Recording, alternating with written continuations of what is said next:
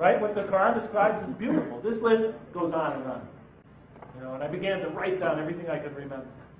Then I said, now what does the Quran tell us about God? First thing that came to mind, nothing compares to Him. There's nothing like our reason cannot embrace in its entirety.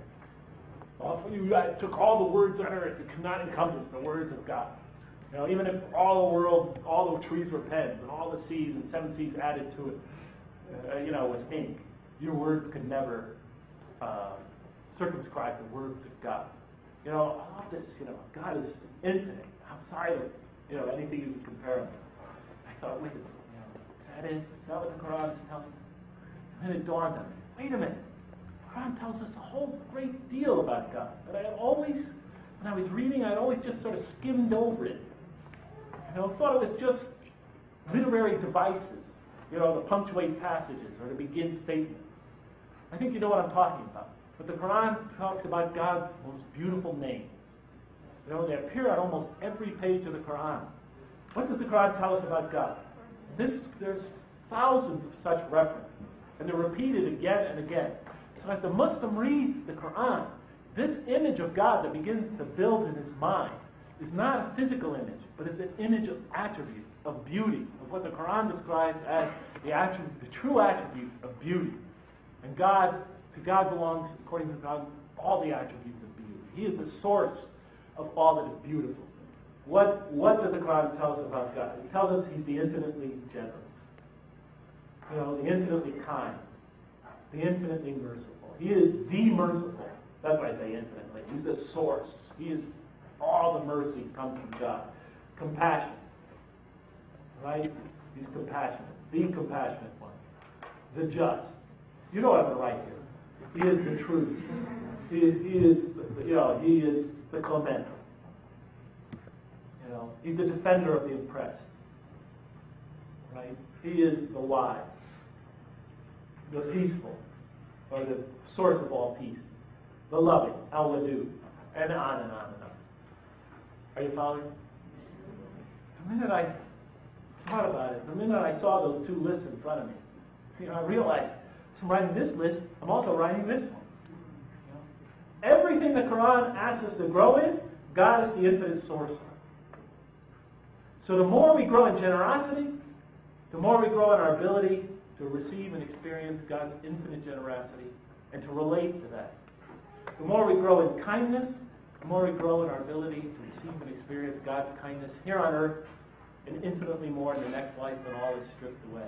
The more we grow, and the Quran tells us when we come into this life, God breathes something of His Spirit into us.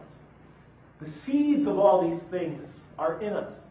But as we live our life and make our choices, our moral and spiritual choices, we either nurture those things with God's help or we stunt them, as the Quran said. So the more we grow in mercy, the more we are able to relate to God's infinite mercy. The more we grow in justice, the more we grow in our ability to receive and experience God's infinite justice. Here in this life, infinitely more in the next. When I explained this to my children, you know what they said to me?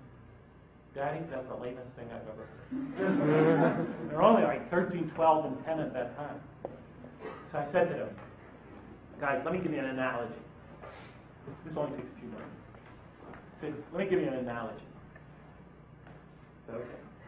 Let me give you an analogy. He's going to write something. Let me give you an analogy. Let's say I have 2 goldfish, which I had when I was a little boy, a dog, which I had when I was a little boy, and 3 daughters, which I have now. I told you. No matter how much of my being I showered on that goldfish, and I tried to let that goldfish, because I loved that goldfish, I tried to have that goldfish experience all that I was. I dolted on that goldfish. I spent hours and hours and hours trying to let that goldfish, talking to that goldfish, loving that goldfish. But I came to realize at some stage that goldfish, it didn't matter I was there or not. So it can only experience all that I am to a very small degree, because it's a primitive creature. And I told him, my dog Sergeant, that I had, was such a beautiful German Shepherd. He loved me. He could experience what I was to a much higher degree than the goldfish. Of course, he didn't really understand my ration, my logic. And he didn't understand, a lot of my wisdom as it developed. But he didn't understand my deeper motivations and things like that in all my aspects. But he understood my kindness. He understood my protectiveness. And he appreciated it and my generosity. He understood those because he protects. He was a protective animal. He is a giving animal to some extent.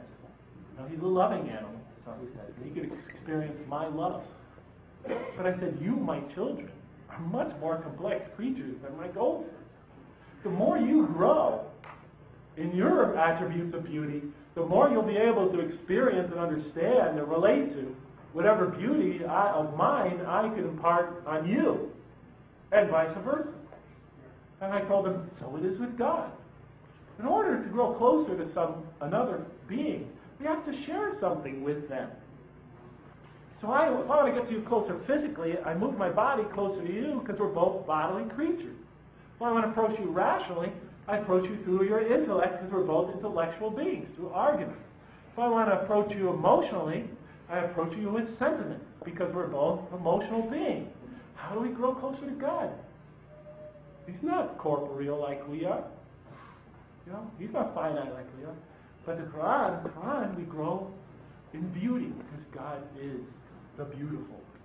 All beauty comes from God. And the more we grow in beauty, the more we grow in our ability to receive an experience, like my kids could receive an experience, my beauty. We grow in our ability to receive and experience all that is beautiful. God, the infinite fount of all beauty. Are you following me?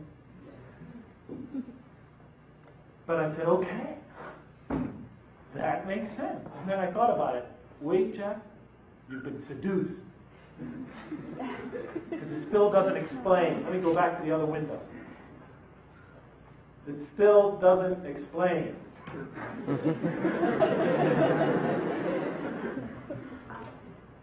It still doesn't explain suffering. Right? Why do we need to suffer? Intellect. Why do we need intellect? Choice. Why do we need choice? Why do we have to go through all that? Why didn't God just program us? Papa said, and program us. Make us merciful, compassionate, forgiving, loving, etc. Program us. Are you following me? Well, those of you who are mathematicians in the audience, where are you again?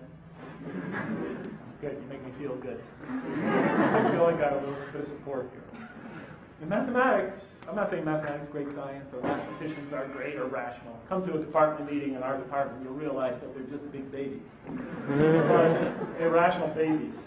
But in mathematics, though, when we actually are doing our science, and we're faced with a proposition, and we're wondering if all the conditions, all the premises are necessary to get to the conclusion. And so what we often do is we remove a premise and see if we can still arrive at the same conclusion. And so that's just what I did. I did it naturally. If you take away human intellect, if you take away human suffering, if you take away human choice, then do we experience and come to know, or even experience, let's say, do we even experience, can we even experience compassion? Can we experience and come to know mercy, or justice, or kindness, or love? Are you following me? If you take away choice, does kindness make any sense?